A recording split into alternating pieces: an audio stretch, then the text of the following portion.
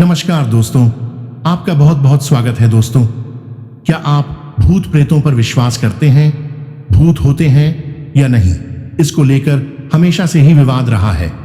अगर आप भी भूत प्रेत में विश्वास रखते हैं तो यकीन मानिए कि ऐसा करने वाले आप इकलौते नहीं हैं।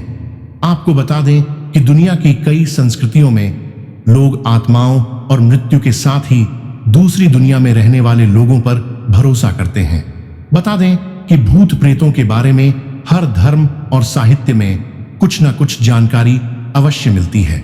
बहुत से लोग इन असाधारण बातों पर विश्वास करते हैं और मौत के बाद भी जिंदगी को मानते हैं। कई लोग मृत्यु के नजदीक जाकर वापस आने के अपने अनुभवों को साझा करते हैं और कई लोग मृत लोगों की आत्माओं से बात करते हैं। भूत प्रेत या नकारात्मक ऊर्जा एक अदृश्य शक्ति होती है जो कभी भी कहीं भी हो सकती है।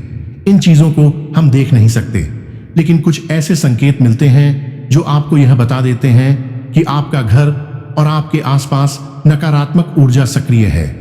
दोस्तों, हम सभी उन विषयों पर ही विश्वास करते हैं जो हम अपनी आंखों से देखते हैं। आधुनिक विज्ञान ऐसी चीजें जैसे भूत प्रेत और आत्माओं को मानने में विश्वास नहीं रखता। हालांकि हमारे हिंदू धर्म के ग्रंथों में ऐसे कई अद्भुत विषयों का वर्णन है। भूत प्रेतों के बारे में स्वयं गरुड़ पुराण के प्रेत कल्प अध्याय में विस्तार पूर्वक बताया गया है।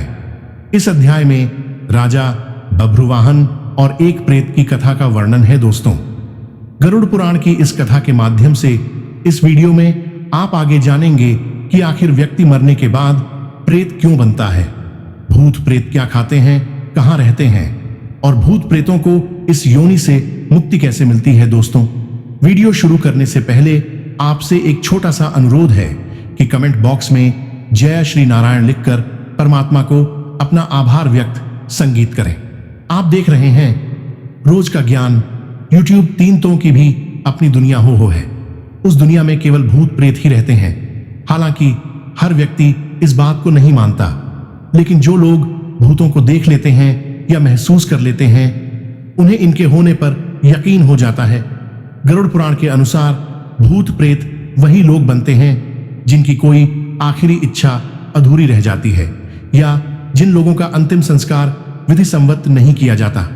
ऐसे मनुष्यों की आत्मा को शांति नहीं मिलती और ऐसे ही मनुष्य मरने के बाद प्रेत योनि में अनंत काल तक भटकते रहते हैं। शास्त्रों में लिखा है कि जो व्यक्ति भूखा प्यासा, संभोग सुख से विरक्त, राग क्रोध द्वेष लोभ वासना आदि अतिरिक्त इच्छाएं लेकर मृत्यु को प्राप्त होता है तो वह अवश्य ही भूत बनकर भटकता है। इसके अलावा जो व्यक्ति दुर्घटना, हत्या, आत्महत्या आदि से मृत्यु को प्राप्त होता है वह भी भूत बनकर भटकता है। ऐसे व्यक्तियों की आत्माओं को तृप्त करने के लिए श्राद्ध और तर्पण किया जाता है। जो लोग अपने स्वजनों और पितरों का श्राद्ध और तर्पण नहीं करते वे उन्हीं आत्माओं द्वारा परेशान किए जाते हैं। दोस्तों, भूतों को खाने की इच्छा बहुत अधिक होती है और उन्हें प्यास भी अधिक लगती है, लेकिन तृप्ति कभी भी नहीं मिल पाती। भूत प्रेत क्या खाते हैं, इसे जानने से पहले आइए जानते हैं कि वह कहां रहे और क्या करते हैं। भूत प्रेत बहुत दुखी और चिड़चिड़ी हर समय इस बात की खोज करते रहते हैं कि उन्हें मुक्ति देने वाला कोई मिल जाए। यह कभी अपवित्र घर में तो कभी जंगलों में भटकते रहते हैं। ज्यादा शोर, उजाले और मंत्र उच्चारण से यह दूर भागते हैं। इसीलिए इन्हें कृष्ण पक्ष ज्यादा पसंद है और तेरस, चौदस तथा अमावस्या को यह अधिक सक्रिय रहते हैं। भूत प्रेत उन स्थानों पर आते जाते रहते हैं जिन स्थानों से मृतक का अपने जीवन काल में कोई संबंध रहा होता है। इसीलिए बहुत दिनों से खाली पड़े घर में या बंगले में भूतों का वास हो जाता है। दोस्तों, भूत प्रेत आखिर खाते क्या हैं? यह सवाल काफी रोचक है। इसका कोई सीधा जवाब नहीं है क्योंकि भूत प्रेत का अस्तित्व ही विवादास्पद है। अगर हम माने कि भूत प्रेत सच में होते हैं तो उनके खाने से संबंधित कुछ मान्यताएं हैं जो समय, स्थान और संस्कृति के अनुसार अलग अलग हैं। कुछ लोग मानते हैं कि भूत प्रेत मिष्ठान बहुत पसंद करते हैं क्योंकि मिष्ठान में प्राण होता है जो उनके लिए प्रलोभन होता है। कुछ मानते हैं कि भूत प्रेत मांस, मदिरा, रक्त कीड़े, मल मूत्र, पसीना, लार, रोना, हंसना सपना, प्रेम, काम, सुंदरता पसंद करते हैं क्योंकि उनके पास इनमें से कुछ भी नहीं होता। जबकि कुछ लोग मानते हैं कि भूत प्रेत कुछ भी नहीं खाते क्योंकि उनके पास शरीर नहीं होता और वे केवल मानसिक संतुष्टि के लिए खाने की चाहत रखते हैं, लेकिन यह मानसिक संतुष्टि उन्हें कभी नहीं मिलती। लेकिन अगर गरुड़ पुराण की बात करें तो इसका सटीक उत्तर हमें प्रेत कल्प अध्याय में मिलता है, जिसमें एक प्रेत ने एक राजा को भूत प्रेत क्या क्या खाते हैं इसका वर्णन किया है। तो दोस्तों, अब गरुड़ पुराण में लिखित त्रेता युग की उस कथा को जानते हैं जिसमें एक प्रेत ने एक राजा को प्रेत योनि से जुड़े आश्चर्यजनक तथ्य बताए हैं, जिसे जानने के बाद आपको भी अपने प्रश्नों के सारे उत्तर मिल जाएंगे। दोस्तों, एक बार पक्षीराज गरुड़ ने भगवान विष्णु से पूछा कि हे प्रभु, किन कर्मों के कारण मनुष्य मृत्यु के बाद प्रेत योनि को प्राप्त होता है? प्रेत योनि में उसे क्या क्या कष्ट मिलते हैं और प्रेत योनि में वह क्या खाता पीता है? कृपया कर विस्तार से बताएं। इसके उत्तर में भगवान विष्णु ने गरुड़ से कहा कि हे पक्षीराज, तुम्हारे प्रश्न के उत्तर में मैं तुम्हें त्रेता युग के महाबलशाली और धर्मपरायण राजा बब्रुवाहन के विषय में बताता हूं। राजा बब्रुवाहन धर्म कर्म में विश्वास रखने वाला प्रजापालक राजा था। एक बार वह शिकार पर गया और शिकार करते करते घनघोर वन में वह रास्ता भटक गया। बहुत भटकने के बाद जंगल के बीच में उसे एक तालाब दिखाई दिया। राजा थकान और भूख प्यास से बहुत व्याकुल था। उसने जलाशय में पानी पीकर स्नान किया और एक पेड़ के नीचे आराम करने लगा। तभी एक भयानक प्रेत उसके सामने आया और बड़ी विनम्रता से कहा कि हे धार्मिक व्यक्ति, आप कौन हैं? आपके संपर्क में आने से मेरा प्रेत भाव छूट गया है।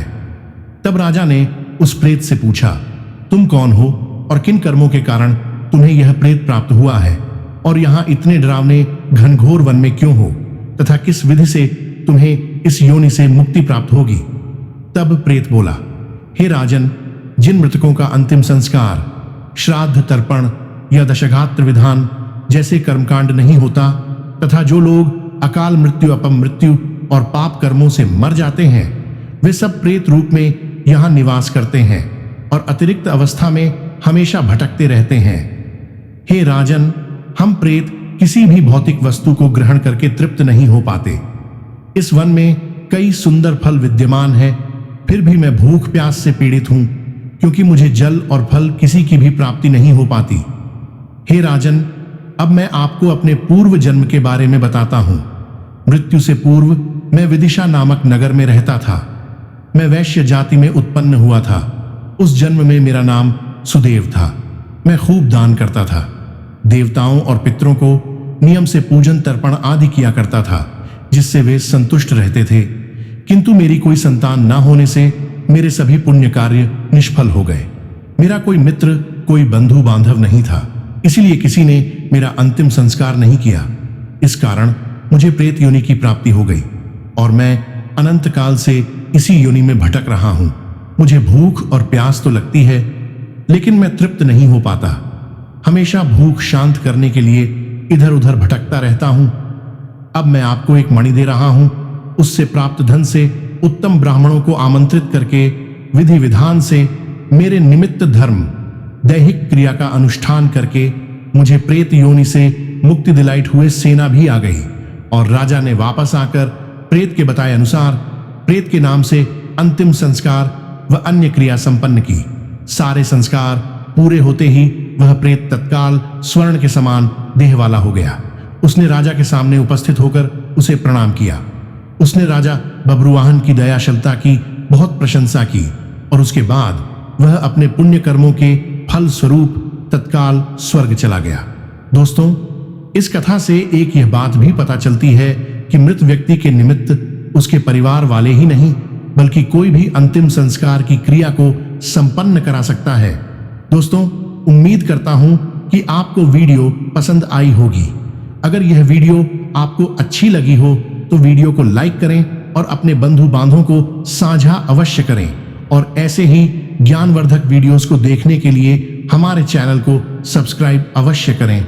मिलते हैं अगली वीडियो में, तब तक के लिए सभी को जय नारायण।